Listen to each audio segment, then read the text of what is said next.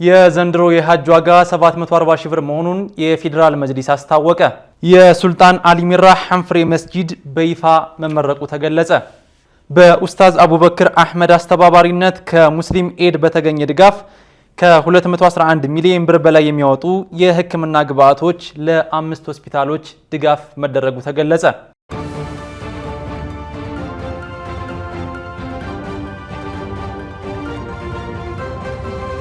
አሰላሙ አለይኩም ወራህመቱላሂ ወበረካቱ። ውድና የተከበራችሁ የሐሩን ሚዲያ ተከታታዮች የአላህ ሰላም እዝነትና በረከቱ በሁላችሁም ላይ ይሁን እያለን ወደ መረጃዎቻችን እናመራለን። ከመረጃዎቹ ጋር አቲድ ሐሚድ ነኝ። አብራችሁን ቆዩ።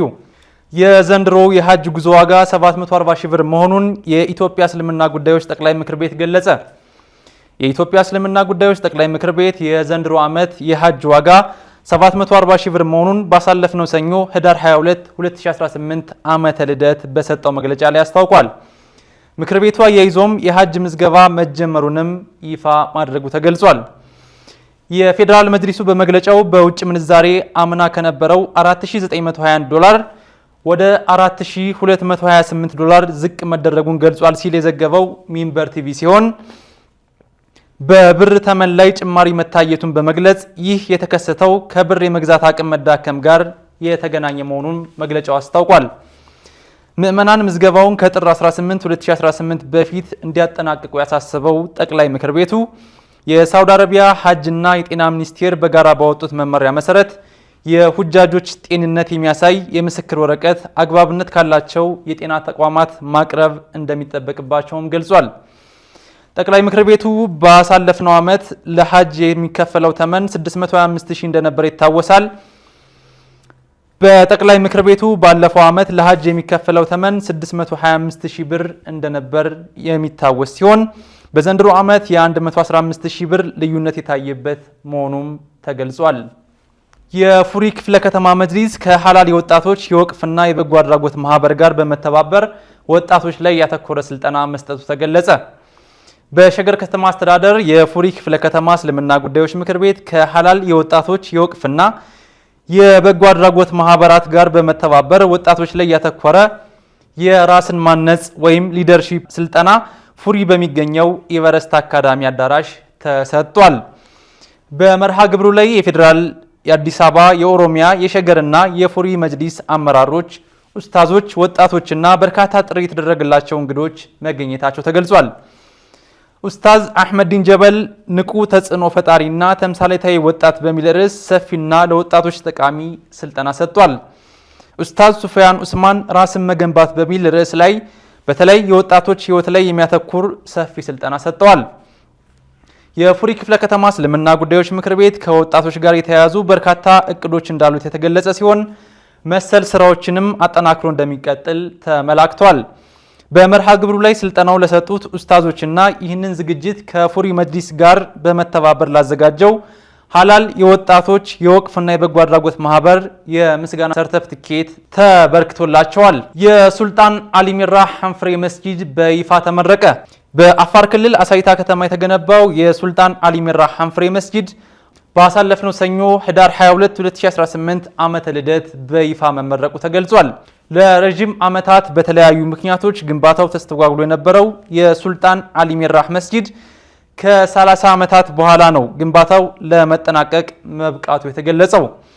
የመስጂዱ ግንባታ በሙስሊሙ ማህበረሰብ ንቅናቄ፣ በሚድሮክ ኢንቨስትመንት ግሩፕ እና በክልሉ መንግስት የጋራ እገዛ የተገነባ መሆኑም ተመላክቷል።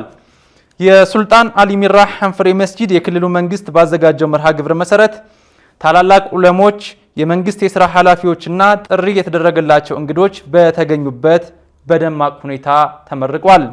ሙስሊም ኤድ ከ211 ሚሊዮን ብር በላይ የሚወጡ የሕክምና ግብዓቶችን ለ5 ሆስፒታሎች ድጋፍ ማድረጉ ተገለጸ። የኢትዮጵያ እስልምና ጉዳዮች ጠቅላይ ምክር ቤት ከሙስሊም ኤድ አሜሪካ በኡስታዝ አቡበክር አህመድ አስተባባሪነት የተገኘ የመድኃኒትና የሕክምና ግብዓቶች ለ5 የመንግስት ሆስፒታሎች የርክክብ ስነ ስርዓት ተከናውኗል። ለሆስፒታሎች የተበረከቱት የመድኃኒትና የሕክምና መገልገያ መሳሪያዎች አሜሪካ ከሚገኘው የሙስሊም ኤድ ከተባለ ግብረሰናይ ድርጅት በጠቅላይ ምክር ቤቱ ፕሬዝዳንት የጽህፈት ቤት ኃላፊ ኡስታዝ አቡበክር አህመድ አስተባባሪነት የተገኙ ናቸው። በጠቅላይ ምክር ቤቱ ቅጥር ግቢ በተካሄደው የርክክብ ስነ ስርዓት ላይ የመድኃኒትና የሕክምና መገልገያ መሳሪያዎቹን ሼህ ሐጂ ኢብራሂም ቱፋ ለፓዊ ሆስፒታል፣ አሰላ ዩኒቨርሲቲ፣ አላማጣ ሆስፒታል፣ መሃል አምባ ሆስፒታል፣ ዋኪዮ ሄልዝ ሴንተር የጤና ተቋማት ተወካዮቻቸው በተገኙበት አስረክበዋል።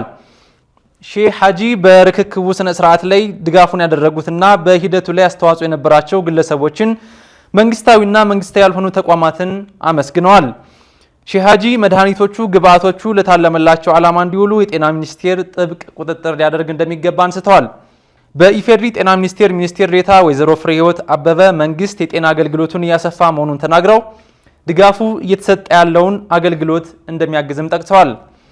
የጤና ጥበቃ ስራ የሁሉም ትብብር የሚጠይቅ ተግባር መሆኑንም ሚኒስትሯ አክለዋል።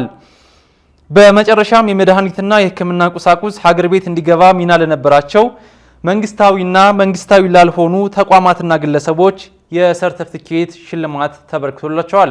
የሱና ዩኒቨርሲቲ ሀላባ ቅርንጫፍ የዲዛይን ማጽደቅና የግንባታ ማስጀመሪያ መርሃ ግብር በአዲስ አበባ ተካሄደ።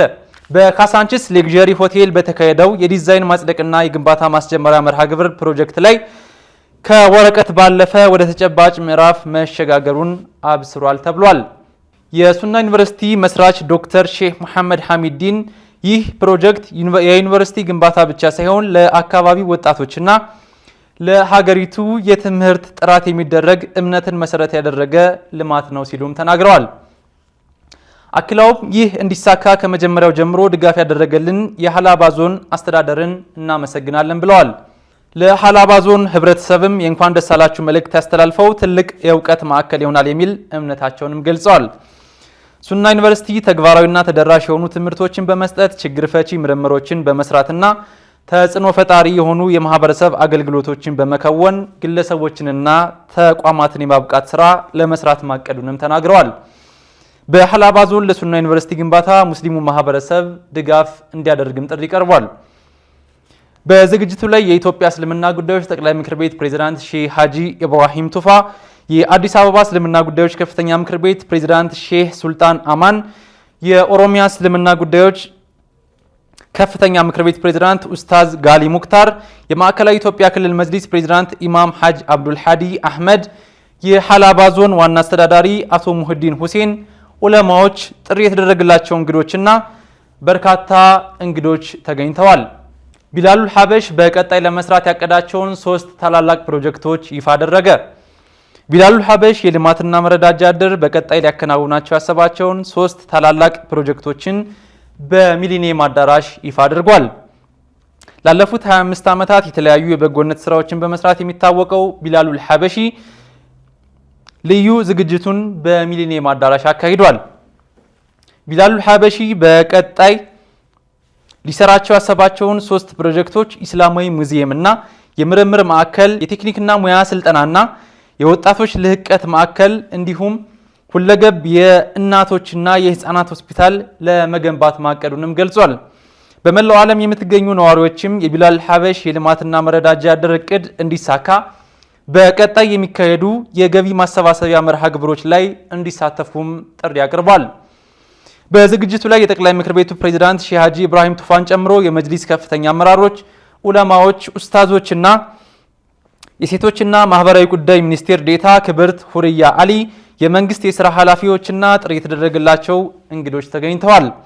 በተጨማሪም የቢላሉል ሐበሺ የስልጠና ማዕከል በተለያዩ የሙያ መስኮች ያሰለጠናቸውን ከ200 በላይ ተማሪዎችንም አስመርቋል።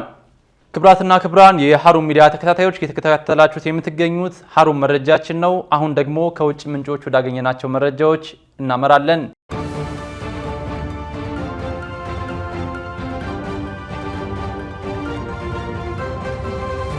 ከ200 በላይ የሚሆኑ ታዋቂ ሰዎች ማርዋን ባርጉቴ እንዲፈታ መጠየቃቸው ተገለጸ። ከ200 በላይ የሚሆኑ ታዋቂ ሰዎች በእስራኤል እስር ቤት ለ23 ዓመታት ታስረው የሚገኙትን ታዋቂ ፍልስጤማዊ መሪ ማርዋን ባርጉቲ እንዲፈታ ጥሪ ማቅረባቸውን ፕሬስ ቲቪ ዘግቧል። ማርዋን ባርጉቴ እንዲፈታ ጥሪ ካቀረቡ ታዋቂ ሰዎች መካከል የኖቤል ተሸላሚዋ ኢኒ ኢርኖን፣ የቀድሞ የእግር ኳስ ተጫዋች ጋሪ ሊንከር እና በርካታ ደራሲያንና ታዋቂ ሰዎች እንደሚገኙበትም ተገልጿል። ከ200 በላይ የሆኑ ታዋቂ ሰዎች ባወጡት መግለጫም ማርዋን ባርጉቴ በእስር ቤት ውስጥ አላግባብ መቆየታቸው በእርሳቸው ላይ የሚደርሰው የኃይል በደልና ህጋዊ መብቶቻቸው መከልከል በእጅጉ ያሳስበናል ብለዋል። በተጨማሪም የተባበሩት መንግስታት ድርጅትና የዓለም መንግስታት ማርዋን ባርጉቴ ከእስራኤል እስር ቤት እንዲለቀቁ ጥረት ማድረግ አለባቸው ብለዋል። የ66 ዓመቱ ባርጉቴ የፍልስጤምን የተለያዩ ነፃ አውጪዎችን በማቀራረብ የፍልስጤም መንግስት የመመስረት ተስፋን ሊያድሱ ከሚችሉ ጥቂት የፖለቲካ ሰዎች መካከል አንዱ እንደሆኑ ይታመንባቸዋል። በፍልስጤማውያን ዘንድ ከፍተኛ ተቀባይነት ካላቸውና በተደጋጋሚ በተደረጉ የአመለካከት ጥናቶች ቀዳሚ ብሔራዊ መሪ ሆነው ከሚመረጡት መካከል አንዱ ባርጉቴ መሆናቸው ይነገራል። በ2004 የእስራኤል ፍርድ ቤት በሁለተኛው ኢንቲፋዳ ወቅት በተፈጸሙ ተግባራት ተሳትፈዋል በሚል 5 የዕድሜ ልክ እስራትና ተጨማሪ 40 ዓመት ወስኖባቸው መቆየቱ ይታወሳል። በቅርቡ በተደረገው የእስረኞች ልውውጥ ወቅት እስራኤል ባርጉቴን ለመልቀቅ ፈቃደኛ አልሆነችም። ምክንያቱን ደግሞ የጸጥታ ሳይሆን ማርዋን ባርጉቴ ከእስር ከተፈታ ሊኖረው በሚችለው የፖለቲካ ተጽዕኖ የተነሳ እንደሆነ ብዙዎች ይናገራሉ። ባርጉቴ ለ3 ዓመታት ከቤተሰቦቻቸው ጋር እንዳይገናኙ እንደተከለከሉና ከ2023 ጀምሮ 4 ከባባድ የአካል ጉዳት የሚያደርስ ስቃይ እንደደረሰባቸውም ተገልጿል። ውድና የተከበራችሁ የሀሩን ሚዲያ ተከታታዮች የዛሬው የሀሩን መረጃችን የተከታተላችሁትን ይመስል ነበር። ስለምትከታተሉን አስተያየታችሁን ስለምትሰጡን እናመሰግናለን። ከመረጃዎቹ ጋር አቲድ ሐሚድ ነበርኩ። በሌላ የመረጃ ሰዓት እስከምንገናኝ ወሰላሙ አለይኩም ወራህመቱላሂ ወበረካቱ።